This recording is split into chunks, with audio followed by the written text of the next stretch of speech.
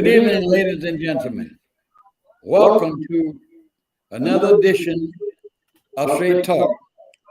The mission of this show is to inform, educate, and to inspire you to understand how government, state, national, and local impact our lives. Normally, we do talk, last month was National Negro History Month. This month is National Women Month. So what we're going to do tonight is to showcase some outstanding women who have done some incredible things. First, I start with President Kamala Harris, the first African-American woman to be named and elected as Vice President of these United States. When you think of the country has been in existence since 1787, we have never had anybody of color until President Obama. So we are real pleased to have Ms. Harris. In fact, she's doing an outstanding job right now dealing with this situation, this crisis, dealing with Ukraine. Secondly, I want to talk about the lady who has been nominated to be the first African-American Supreme Court Justice, Ketanji Brown Jackson. Let me just say this. When Obama appointed two Supreme Court women, no one said anything derogatory about this lady, both of the ladies.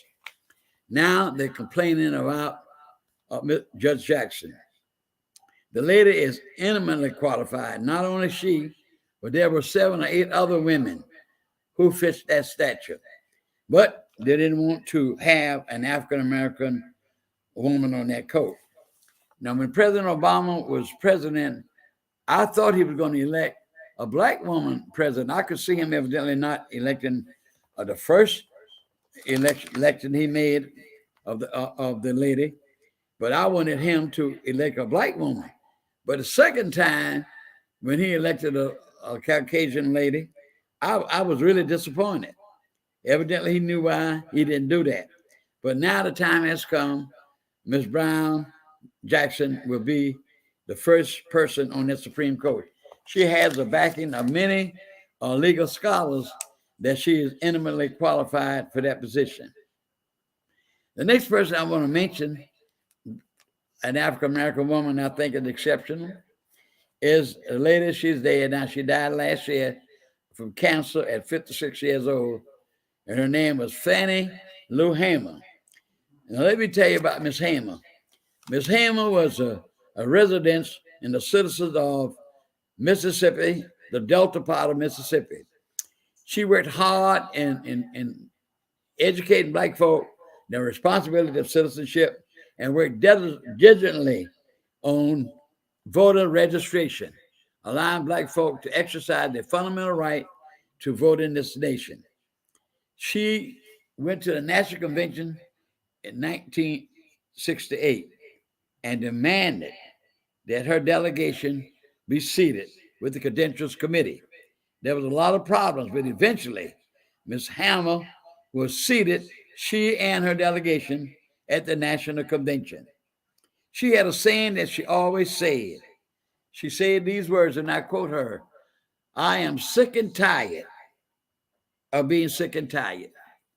She was a woman that fought for justice, dignity, and to make everyone equal in this nation. Now, I want to talk tonight about a special lady that she didn't know I was going to talk to her about this, but I'm going to say it anyhow. And that is my producer here, Mrs. Pat Gunn. Ms. Gunn has an apartment. She and I work together on many things other than this show. And she has an organization called Underground Tours. I'm used to saying railroad because I read about the Underground Railroad all the time. But First Baptist Church was a part of the Underground Railroad. But Ms. Gunn has this organization, Underground Tours. She and I were working on the program one night for this program, and she received a call from a lady in Virginia. Ms. Gunn was featured in Forbes magazine in 2020. And that magazine was one of the leading magazines in the nation, talking about her underground tours.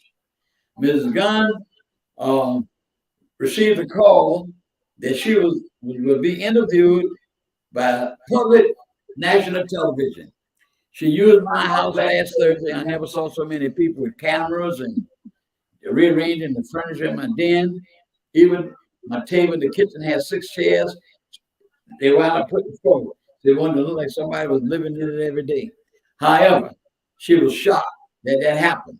And when they interviewed her, it took quite a few hours to do it.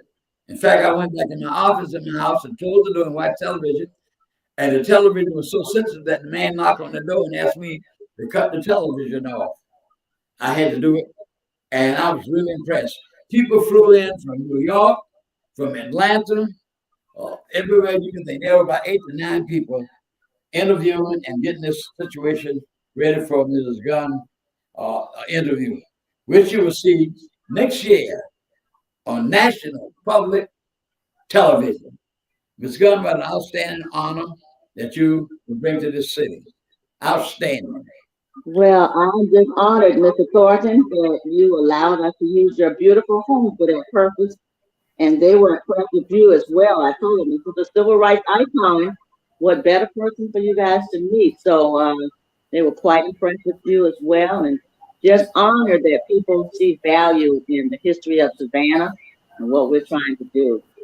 It was national public television out of Pittsburgh, Pennsylvania, a local TV show there that's on the national outlet for national public TV. And it was just excited to see them here so we can share our story. Are you finished? Yeah, yeah. Now let me move to another subject that's in the news today, and that is this situation that's going on in Ukraine. Horrible. Over 2.5 million people have left their homes. What a disaster.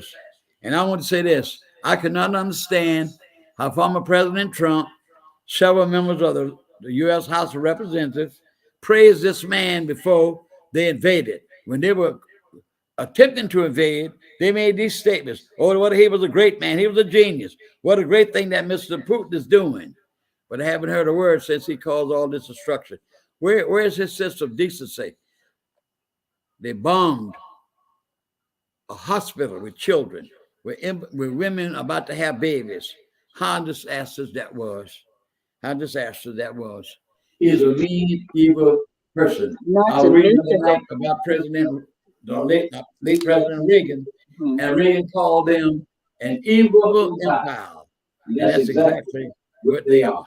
Not to mention the world economy. It's causing the gas to go up. It's causing the shipping industry to go tipsy-turvy. So this is affecting the whole world. It's not something to take lightly. And we assume that wars always happen in other countries, but it could happen over here as well. So we really need to keep our eye on Ukraine and pay attention, because it can affect each and every one of us.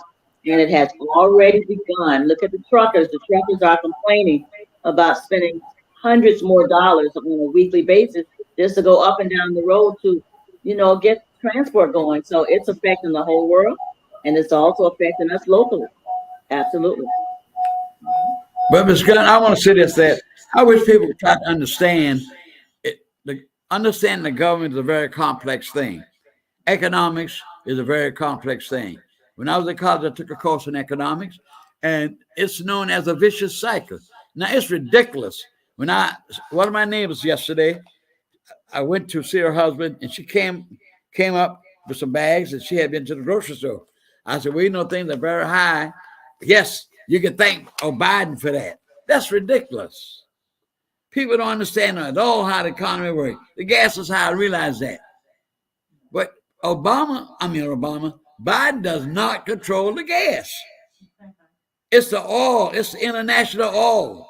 It's the oil people. It's the people in the East that does that. Now, let me give you an example where I see what happened while the Arabs have all of the oil. And I'm going back to the Word of God on this. Abraham Sarah, his wife, could not wait to have a baby. She was old, both of them were very old in age. And God had promised them a son. But she wanted him to have a baby from her concubine. And the boy was born, and his name was Ishmael. And in God's own time, he pregnant Abraham's wife, and she had a son, and his name was Isaac. Then Miss Sarah began to argue, wanted her out of the house, and eventually Abraham took the young man and his mother, and they went to Egypt. Not all. God blessed them. That's why the heirs own all of the all. They control all. In 1976, when President Carter was president of the United States, they had an embargo. They would not sell any oil to America. People stood in line because gas comes from oil. They control all. Stop saying Mr. Biden got something to do with the gas. He does not control the Organization of Petroleum States. It's the Arab countries that do that. Well, let's keep our eye on it. But what do you have on the Georgia level now? We got a bunch of laws that are proposed this session. I do know we have approximately 7 to 8 laws regarding CRT. CRT meaning critical race theory.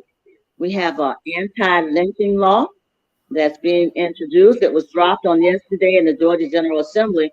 And that anti-lynching law has a connection to the Ahmaud Arbery law, where there's not to be any more vigilante. Do you think that this anti-lynching bill is going to go through?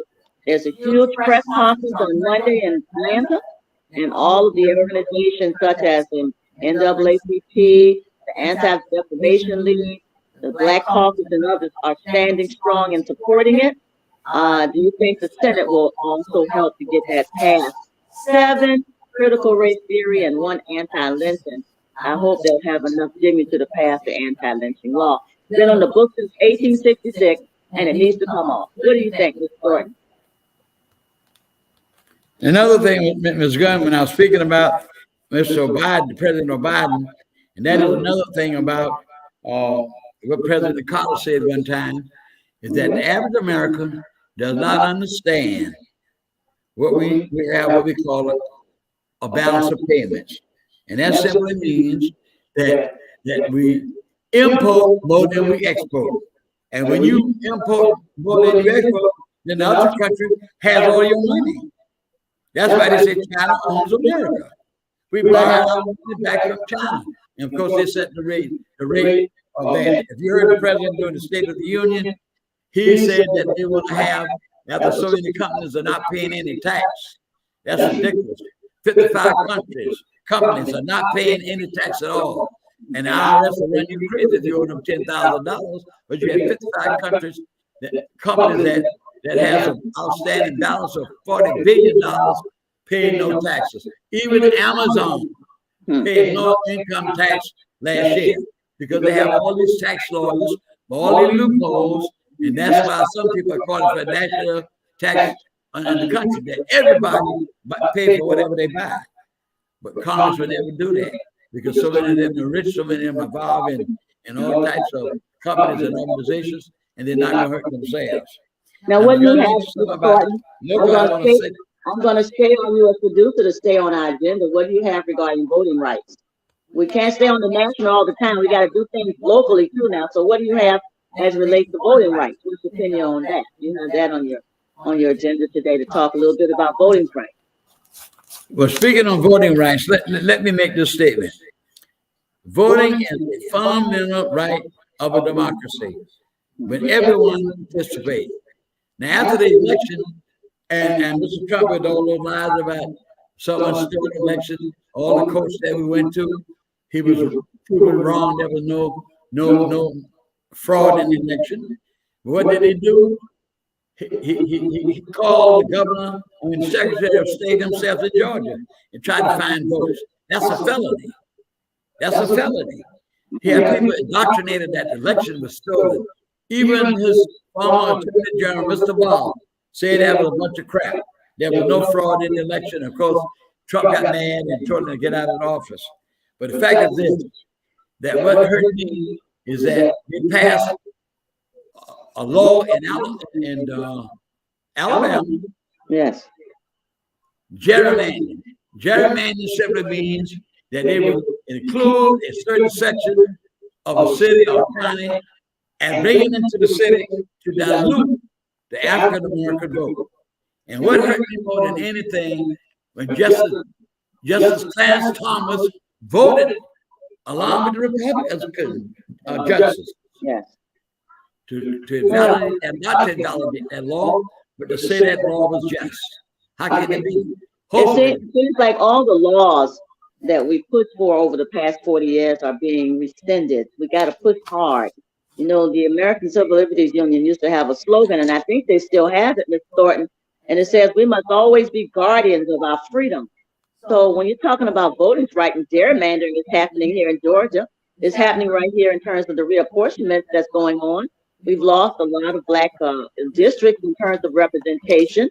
For example, Savannah State is now represented by non-African American representatives. So when they redraw these lines, we got to pay attention. So we are losing some ground right here in the state of Georgia, right here in Chatham County, where they drew the lines, and we're lost and we're losing ground. So we've got to pay attention. A lot of people say, why should we vote? Well, this system, everything is affected by politics, regardless of whether you want to own it or not. If there's a law that's passed tomorrow that says I'm going to take 50% of your pay, it's going to happen. So you got to have some power in your vote. We must never relax. We must always be the guardians of our freedom. Don't you think so? Well, when it comes to voting, so many states have passed laws to restrict voting. Mm-hmm. It's going to be a difficult election in the November election. It's going to be hard. Every black person will have to vote. We came out like nothing during the 16th election, but we really got to get out during the midterm election, because they have all these restriction laws like Georgia. Nobody can give you a glass of water, or soda, a cookie, or nothing while you stand in line. It would be not a misdemeanor. As far as I think it's certain, it would be a felony, and you could be arrested. All type of laws to discourage you. But we must stand in line. So many people get their lives to vote. And what hurt me, like I say, when Judge Thomas ruled that gerrymandering take away the rights of African Americans, these black themselves, and all that stuff happened in Selma, Alabama with Dr. King, because of the voting rights bill, and the Supreme Court gutted the most important part of that bill, Section 5, which means that meant the fact that every state in the South would have to get pre-clearance from the Justice Department before they do anything by redistricting. Now, you got the John S. Lewis bill rewritten to take care of that, but they won't pass it. They won't pass. That's correct. They have the law to do it with all those restriction laws that they have passed. And of course, we'll have to see what happens. We'll have to see and pray that it happens. So we have a problem with voting, but we got to stand strong, and we got to vote. Get out of the house and vote. 10 people lost their lives for the right to vote. I remember now, was a young man, and Mr. Law was telling us, the gentleman named Mr. Henry Moore, I should ever get his name. He was an outstanding person in Jacksonville, Florida, in the 50s. Yes. Outstanding NAACP man, working with people to register to vote. And he and his wife went out, they slipped in the man's house, put a time bomb under his bed. Yeah, I remember that. And later in the morning, early in the morning, they detonated that bomb and blew he and his wife up.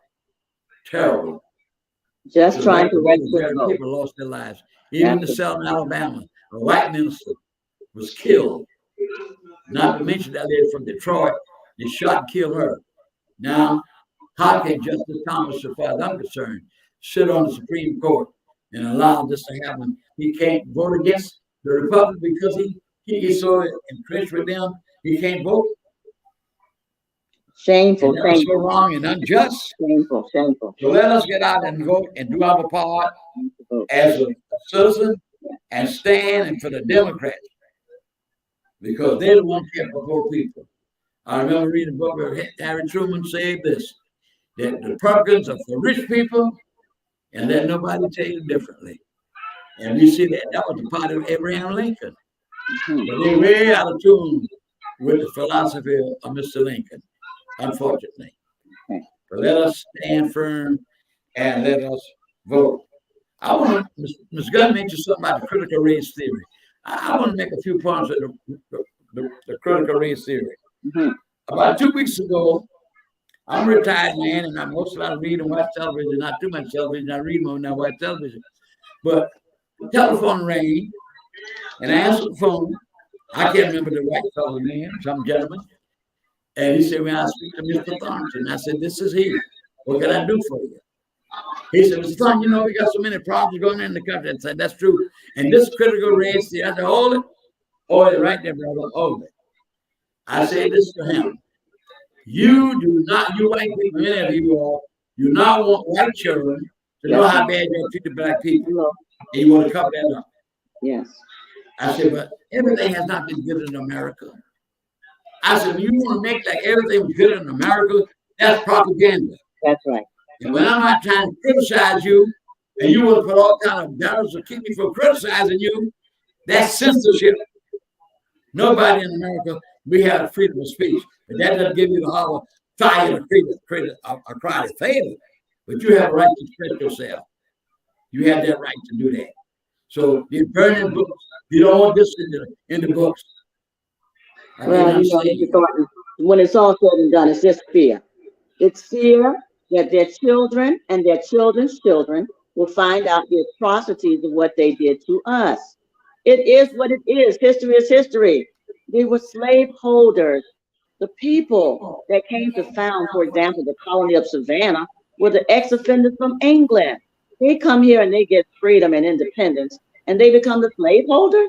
And now, fast forward 3 generations later, they don't want their great-grandchildren to know what they did. It's absolutely ridiculous. It's fear with a capital F. And by the way, why should African Americans be concerned about critical race theory? No one taught us this stuff in school anyway. We had to find it on our own, Mr. Thornton. You know that. Libraries and alternative schools on Saturday in our churches. So we got to focus on educating our own children about the history of this country, global history, and not be concerned about CRT. I am concerned about these young teachers that are losing their jobs, though, because they can't teach the truth in school. And I say to them all the time, put together your own toolkit, start Saturday academies, go online and teach. They cannot stop truth. Truth telling is essential so that folks will know what happened, so it'll never happen again. Now I want to, those are main topics that we covered tonight, dealing with state and local voting rights. And I want to take a moment to speak about the last slave auction that was held here after the 13th Amendment to the Constitution, which outlawed slavery in this country. And the last slave auction was held right here in Savannah, Georgia. Is that right, Ms. Gunn? Absolutely. March 2nd to 3rd, 1859. They have a marker there on Augusta Avenue, but from what I can understand, that the auction really was held about a half a mile away from where the marker stands. That's correct. And there's a problem that they have this in court by this particular land that was sold to the Salvation Army to build some type of center. But what I want to say is that, to me, that's sacred ground. These people were sold 235 slaves, and it was raining. The torrential rains that particular day when they were sold. And that's why they call it weeping time, because they felt that that the Almighty might have had the rain, I don't know. But that's what they call it anyway, weeping time. Now, whether or not that will be a situation being litigated in the court, we're gonna find out what the decision would be. But let me just make this observation. During World War II, there were 7 or 8 African American soldiers. The company that they were in, most of the men were wiped out by the Germans while they were fighting. They gave out of ammunition, so they had to flee. It was raining, cold, snow, everything. So they passed this farmhouse and knocked on the door, and these Belgian people, very nice to them, invited them to come in, gave up some hot soup, and told them that they could sleep in the barn. And what you think happened? Someone saw the lady allowed these soldiers to come into her house. They notified the Germans. They came and took them, and the mission was to take them back to the German line. But they decided not to do that. They killed them. And when they killed them, they mutilated their bodies. They took the bandits and stuck all in their eyes. It was a terrible thing to read. But what did the people in that little community do? There's a monk, and he showed a monk on television that night when I was watching the documentation. The monk was put in there to remember how those young men were shot, killed, and their bodies were mutilated. But now we can't have a marker here. Well, Mr. Thornton, it's called with auction of slaves. Millions of them were killed. So it's called Lest We Forget. Millions of them were killed. Lest we forget. Let me just say that. Let me just make this observation. If that area had been Jews slaughtered by the Third Reich, there would have been a holy ground with a marker. They would never build anything on it at all. Absolutely. I agree. I mentioned Belgium because these people in another country, and they honor these men who gave their lives for this country. And right in this country, millions of African Americans who built this country. Like Lincoln said, work without toil, without pay. That's what we did in this nation. And we're still fighting. But I have a statement I like to read here, what you said about race. The man's name was Mr. Melvin Drummond. This is what he said about America. And he's a white gentleman. Race is one of the central themes of America's history and culture, which is an issue that has been destructive, divisive, persistent, and permanent. 200 and something years since 1865, and we're still talking about racism in this nation. How ridiculous. But I want, like I always say last time I had the show, for the parents and the grandparents to indoctrinate their children, their grandchildren, about how we had a long way to come as a nation. If you read the Word of God in the book of Exodus, when Moses was prohibited by God from going into the promised land, if you do anything by Moses, you'll feel aggravated when the death. He struck that rock of water. That didn't please God. He lost his temper. So God allowed him to come up and look into the promised land, but he would not let them go into it. So Joshua, here's my point. Joshua led the children of Israel to the promised land. What did he do? He asked each Israelite to pick up a rock and lay it in a straight path so that future generations could see the path that they struggled and went to the promised land. That's what I'm saying to parents and to grandparents. Educate your children. I'm trying to tell you the things that have happened so you can tell our children. They could not always go into Burger King. They could not always sleep in a motel. They could not always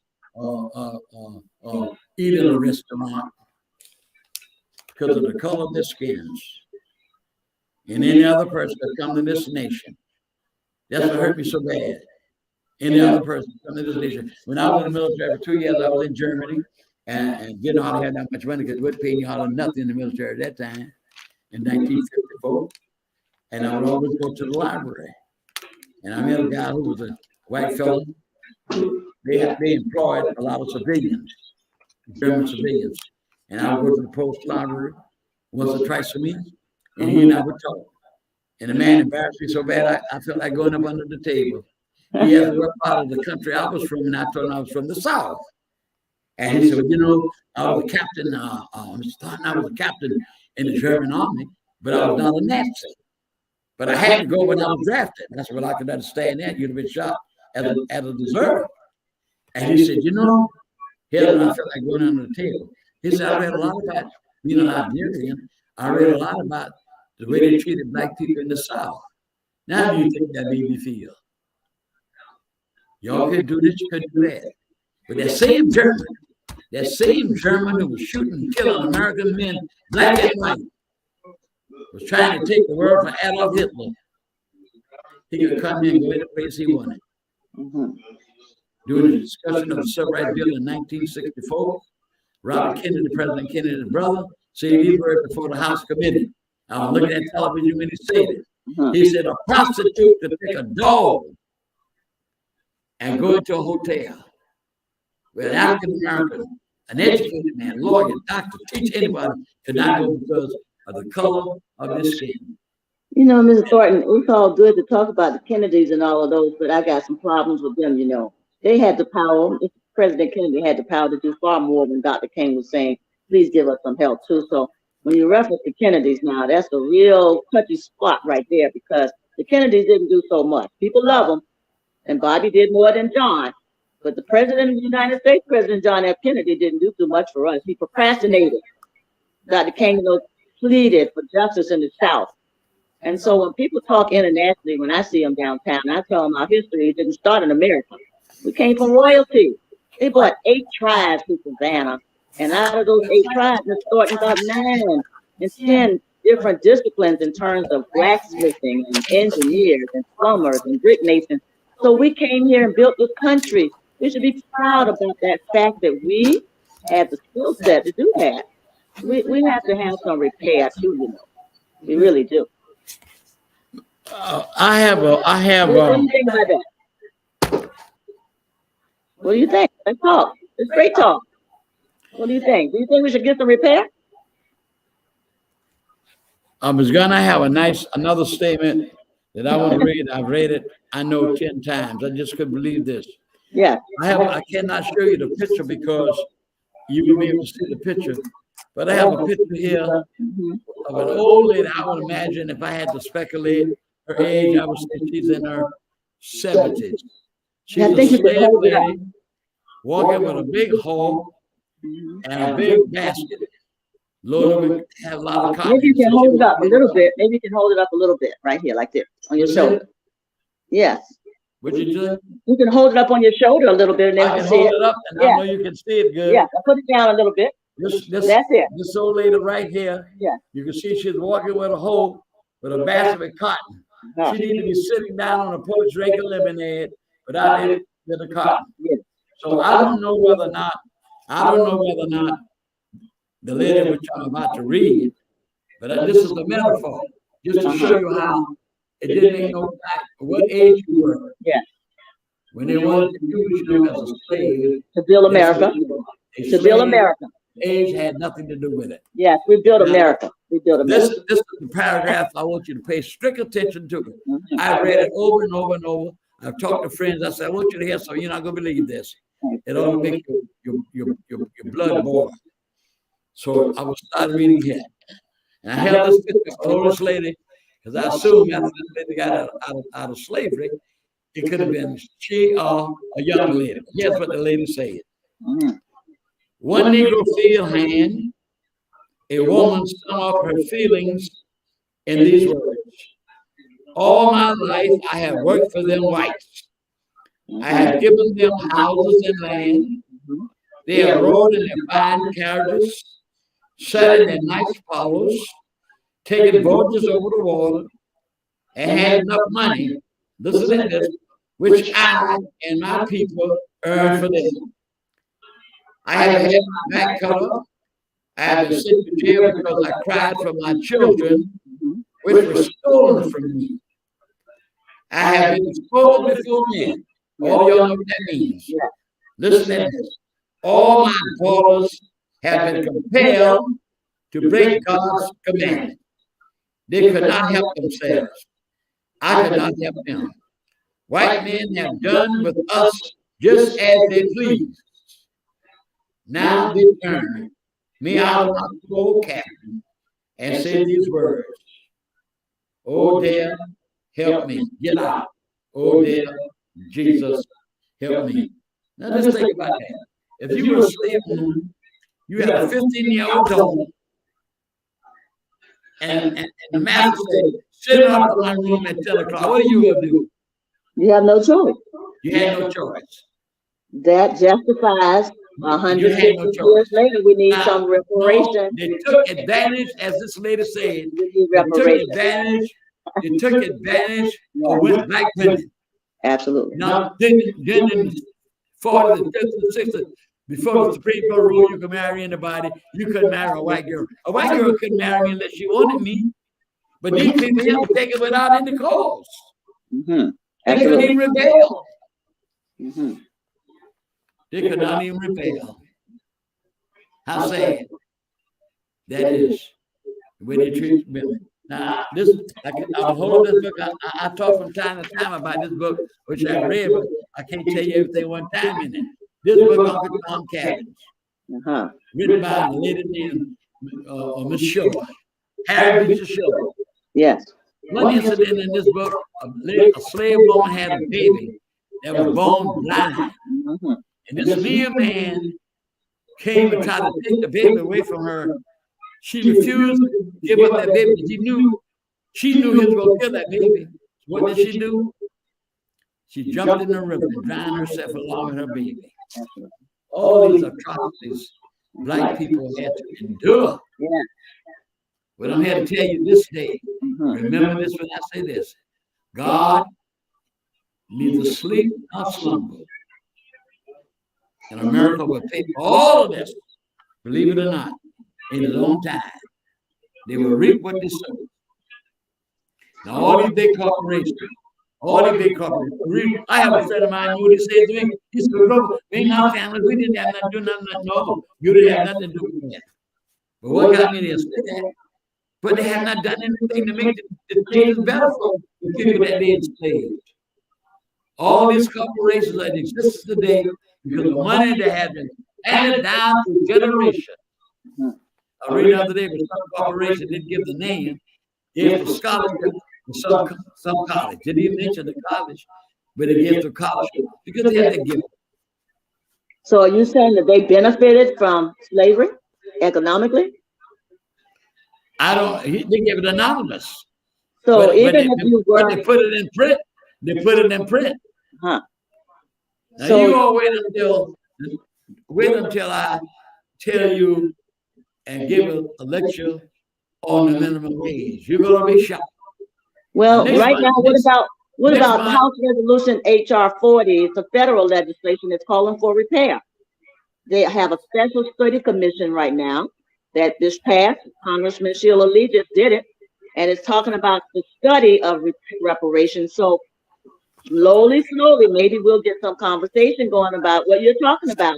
You're talking about the atrocities of slavery, and I'm saying that the solution is repair. And so hopefully it will come to pass with HR 40 that's been around for 40 years. Can you imagine? Every year it goes to Congress and they keep kicking it out. And finally they got a commission on repair. It's the same thing you're talking about. It's the other side of the barrel. We got to have some repair from what they have done to us. Another situation in this book that I want to tell you about, since we have time, trying to kill a lot of time. Just a mean man named was Legree. He went to an auction and he brought back some men. So he told one of his slave women, "Should I brought you back a husband?" Wow. The lady told him, "Say, I already have a husband. He's in New Orleans. You know, they never recognize a black man and a woman as a legal marriage. There's some stuff they talk about jump the broom, which is something that they accepted that as they're united in marriage." She said, "I already have a husband." He said, "Well, that's all right. I just brought you another one. What can they do? But accept what happens." And that is awful. So this country have a lot to pay for, and we have a lot. Now next month is the Easter month, and I'm going to. If you were born after the 60s, you have no knowledge of what went on in Savannah, Georgia, with the boycott on Broad Street. Never in my life have I seen black folk that made me so proud. I was in it myself. I was lying in the streets. I sat in. I was almost put in the police car to go to jail for what I'm not going to tell you about it now, but I'll tell you next month about Easter. But I wasn't worried about it because as soon as they put me in the jail, the word went to the command center that the police put Grover Thornton in the jail in the car to take him to jail. And I would tell you what my misdemeanor to them was. But I got right out the police car. But I won't tell you that the next month, if I live, to tell you what went on at Easter. How we broke Broughton Street. That Martin Luther King, Dr. King said that Savannah, Georgia was the most integrated city in the South. Yes. But it's tragic when you think about it, ladies and gentlemen. We're going all over the world talking about democracy. And I will tell you, not tonight, I'm going to tell you about what I read in this book. Was a great slave who was called to speak July the 4th, which was an independence 1776. Frederick Douglass. And I will tell you about that tonight. I'm going to tell you what the things he said and how he felt by being called on a day like that, because in 1776, we were slaves. We did not become a citizen of this country until the 14th Amendment was passed in 1868. That's when the first time the Constitution said all persons born and naturalized in the United States are therefore citizens of the states in which they reside. That's right. We were not slaves. You remember I tell you about the Justice Taylor said the black man had no rights that the white man had to respect for the code because he was not even a citizen. Yes. So we have come a long way as a people. Yes, we have. But we must bond ourselves even better and better, because I tell you, we would not be a better people if we had not been sticking together and working to make justice a reality in this country. Yes, that's true. I remember a couple of weeks ago, which I'll tell you about not tonight, Kareem Jabbar was a great basketball player. He came out with a book talking about all the sports that Americans had been successful in. And he started out his book by saying, quoting Sir Isaac Newton, the great physicist. And he said these words, that if I have made any achievements in the world, now in the future, is because I have stood on the shoulders of others. That's Great right. people. Yeah. So our forefathers and our foreparents, they do a lot. So we must carry on the ball and work hard our children, the next generation. Personally, I'm an 88-year-old man. My time is short. But I can say this. I worked in this community to make things better for the community for over 60 years. And I haven't started yet. I haven't stopped. And I never plan to stop. That's why the name I show, Straight Talk. True picture, you got to put it on. That's right. But I want our people to be better. I want our young men to stay away from the drugs. Too many of our young men in prison for drugs. And vice that kill you, destroy you. I take drugs. You wasn't prescribed by the doctor. You don't have to take no drugs. You don't have to follow that advice. It destroys you. You get to hide your ass no time. That what it does, it make you go kill somebody else to get money. My goodness. You are the future generation. Our young people are the future generation. Absolutely. And if the trend does not change, I always say this, if the trend does not change, our black young women will not have no decent men to even marry. Wow. Got a lot of work ahead. A lot of work ahead. Make something out of your life. Yes. That's what I try to tell our people. That's when I look at Mr. W. Law and other people who work to make this community a very, very good place. I remember one day in Savannah, the Broad local runs, we run from Anderson and West Broad Street all the way down to East Broad, all the way to Broad Street, come back riding around. The Six Broad local, remember? Broad local, what it was called. Yeah. And I had to go to, I was going to Savannah City at that time, and I had to go to East Broad Street School to observe children. And Judge Gasson, right? Judge Gasson, I'll talk about him when I talk about Easter.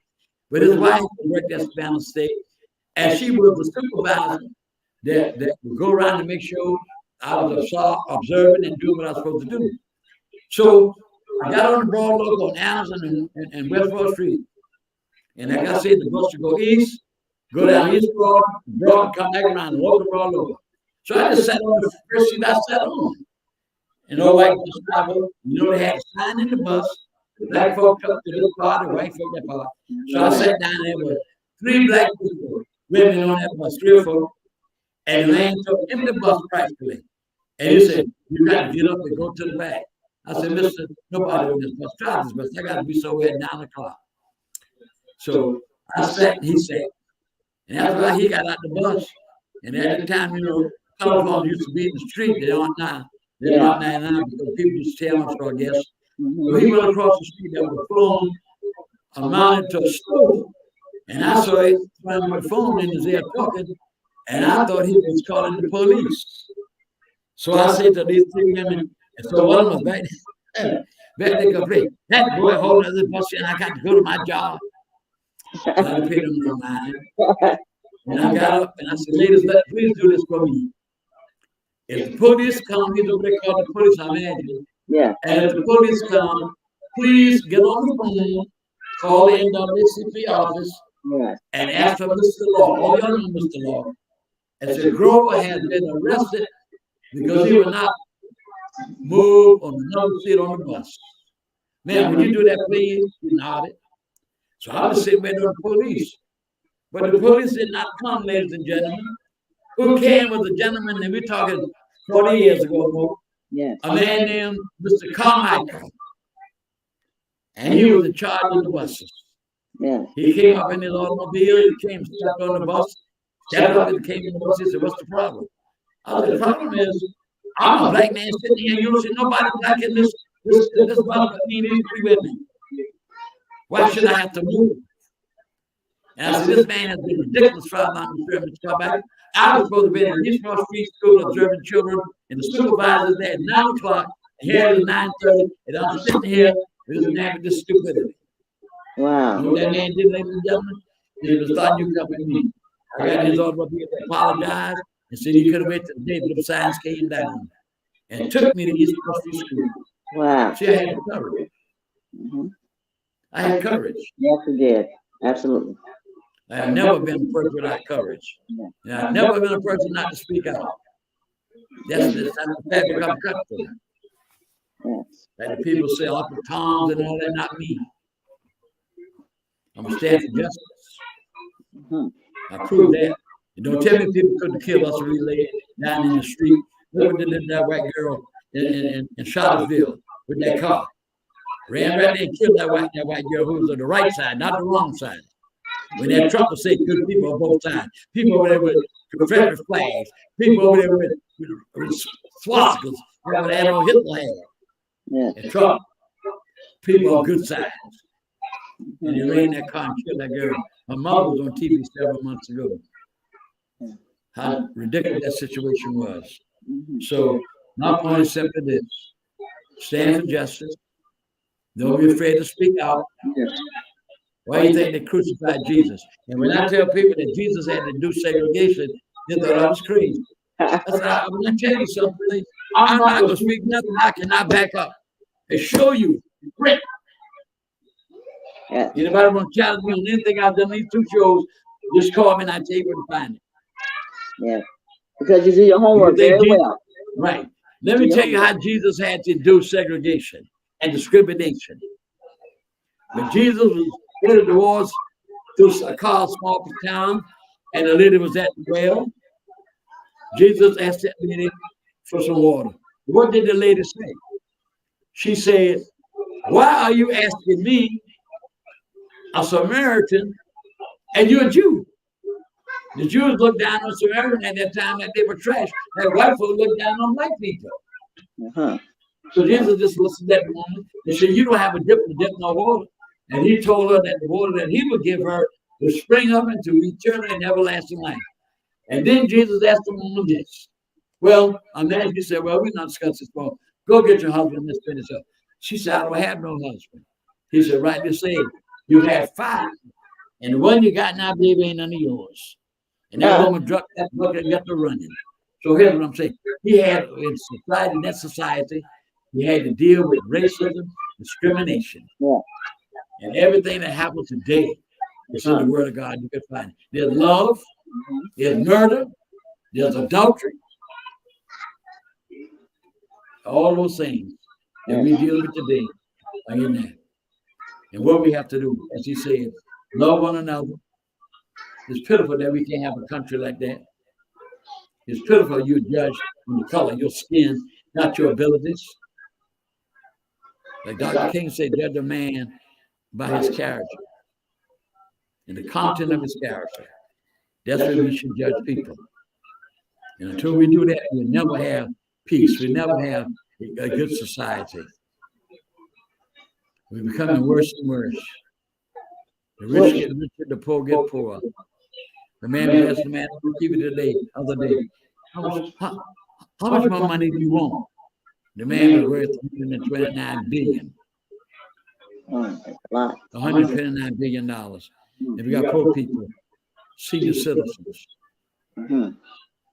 People have to pay so much money for insulin. Insulin, a medicine that was developed 100 years ago. $89 a year. You know what this norm to pay for it in Canada? $12. Well done. Wow. People don't care nothing about you. They don't care anything about you. They won't let the Medicare people negotiate with the drug dealers and low prescription drugs.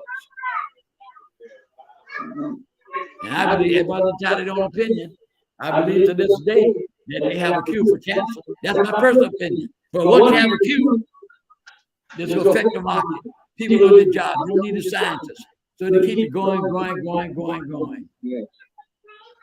A vicious cycle. A vicious cycle. What do you have lined up, Mr. Thornton? What do you have lined up for your next show? What do you have lined up? Who's coming on board in your next show? You want to try to share who's coming on board? Who are you going to feature next show? You have some guests coming in? You have some guests coming on to your next show? Well, we're going to have some guests. Hopefully, haven't contacted them. But next show, first part of the show is Easter month. I'm going to have to tell them about Easter. What went on in Savannah, Georgia about Easter, which made me very proud of the people in Savannah, Georgia. As it relates to the civil rights movement. I didn't hear you. As it relates to the civil rights movement. Yes, related to the civil rights movement. Yes. It came out of the civil rights movement. It came out of the civil rights movement. And everybody over the world was looking at Savannah. And I told you, Dr. King made this statement that Savannah is the most integrated place in the South. But when I think about it, when you run around the world talking about democracy, and you got so many percentage of your citizens treated like animals, that's ridiculous, man. That's hypocritical. Hypocritical. But I tell you one thing, Dr. King wanted the ministers to be more involved in his communities. I remember Dr. King said this in his book. 2 books I read that he wrote. One was Why We Can't Wait. Why We Can't Wait. I love that one. And the next one is Why We Can't Wait. Goodness, it slipped my mind, but it was 2 books. The first one was Why We Could Wait. But anyway, one of the books, he talked about how the ministers, he said, it's wonderful for all the ministers in this country to talk about all the wonderful things when we get to heaven and the beautiful of heaven while man is living in an earthly hell. The second book came to my mind, Strive Towards Freedom was the second book. And when he went to New York, I think that was the book he was trying to sell in the market when the woman stabbed him in the chest. By the ace smoke to his heart, he would have died, but it wasn't God's will.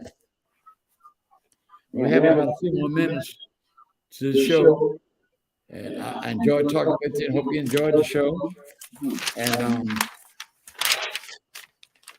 let us keep in mind the things that I said, and let us march on to justice, freedom come. Yeah. Freedom is never voluntarily given up by the oppressor. You have to demand. Just like, for instance, on Forsyth Park, white man said this to me. Why are these statues, Confederate statues, still on Forsyth Park? No, they said to me, I asked somebody, but that's the Lord. the law. But tell me this, you think there was no law in Virginia? When no people saying they had to take that statue down? Or Robert E. Lee, that $1 million statue? Nobody's saying our government official. Nobody's saying that. I don't care what the law says. If there is enough saying, create trouble. Good trouble. Good trouble. Good trouble. Good trouble. Well, I do have to say, Mr. Thornton, that the city council has voted to remove those 2 Confederate generals in the Forsyth Park statue. They're supposed to be removing them and putting them in a storage area somewhere. So step by step. But they have voted to remove the 2 Confederate soldiers out of that park at Forsyth. Yeah, but they're not going to be removed. They're not going to be removed if our leaders that push for it. They'll be right there the next 100 years. I agree. I think they should be removed immediately. Didn't I just show you they're not going to give up anything? The president doesn't give up. Yeah. Give up anything. You have to demand it. That's right. Howard concedes nothing without a struggle. I would think our leaders, our elected leaders, would be ready to say about it, especially the ones in Atlanta. Care who it is. Locally, the leaders be putting the pressure, and the people get aroused about it. They'll do something. Do you think that they automatically get the voting right bill? The bill got to be Dr. King had those people from Alabama, from Selma, that bridge got beaten, bloody Sunday. Yes. Well, again, anywhere of being a reactionary, not be a reactionary, be a person that institute action. Yes. Agitate. I'm saying that tonight. If any of my legislators, local, state, tell me do something about those statues, those Confederate statues. Yeah. Well, your generation, Mr. Thornton, civil rights generation, 3 things I saw you guys do. Agitate, there's a problem. Educate, and then you organize. So if you use those 3 methodologies that you guys use, we can get some things done in the town. And I think that the statues need to come down. We're spending over $5 million in the budget for parks and squares. That's $5 million of taxpayers' money. So you're on point. Agitate, educate, organize. It'll get done. Just like you guys got it done, we can get it done too. Well, I'm just saying that's my personal view. Yeah. That those statues will be there 100 years. What about the Thomas Bridge? Has that been changed? They're talking about changing. Yeah, it's changed. It's called the Savannah River Bridge now. Huh? It's called the Savannah River Bridge. Oh, so the tablet name is off of it now. We got it there. And not only that, we're lobbying to remove Calhoun Square. I didn't want to talk about the square. So let's talk about the squares next time, because we're ready to come after some squares. There's not one square in Savannah named in honor of a woman, so we want to try to get a woman. When you talk about the square named after Calhoun. Yeah. And he was a racist. He was the vice president of the United States in the 1800s. He was a South Carolina. Yeah. And I don't know who discovered that square got that big old sign on it, Calhoun Square. He was saying, I read on it, looked up what he got it the other day, and he was saying that the slaves are being well treated. They're being better treated than elsewhere, any place else. They were better than the laborers in England. And he was saying slavery was not bad, it was not evil, but slavery was good. And they have a sign saying Calhoun Square. Yeah. Well, let's talk about it next time. Let's talk about it next time. It's time to wrap it up, but this has been powerful, straight talk. I can tell you that. Black people are buried. Yeah. Where black people are buried in that square. Wrap it up, Mr. Thornton. What does that say? What does that show us? What does that show you? That they have no respect for you as a person. That's what I'm saying. The same thing about the statues. They'll be there 100 years if people don't rise up and do something about it. Absolutely. Well, Ms. Thornton, thanks for having me on board as your producer. I think this has been powerful and more to come. This is number 2 of many. And so it's time to say goodnight to them. And well, it's time to say that this show's coming to an end. Yes, sir. But I enjoyed speaking with you tonight. Yeah. And we look forward to next month to wrap up the Easter ceremony. Mm-hmm. I want to end with this right here. Tonight, I want you to listen very well to this writing here. There has never been no other people in the world who have had to endure lynching, raped, severely mistreated, not allowed to read or own anything, families destroyed by slavery, and yet survive. That's the key thing. God help us and help us to survive. To tell all of these atrocities to our children. Now the question is, as I was telling you about all these drugs and everything, the question that I'm saying to the African American community, every place, will we continue bonding our families? So with this, I will tell you good night. Thank you for listening. Ms. Gunn, will you give a phone number to our audience? If you have a question that you want to ask, she'll look, tell me, listen to the question, and give me the question, and I'll seek the answer. So you can text time, you don't have to give no name. I'll just say a person call and ask a question about this, that, and the other. Then I will give you the answer if it's in my authority to do it. If I can find the answer, I will give it to you. Yeah. So the number is 912-413-0999. If you want to call and talk to Mr. Thornton, or if you have a question, you can text him at that number as well. 912-413-0999. Straight talk with Grover Thornton. Thank you very much and have a good night.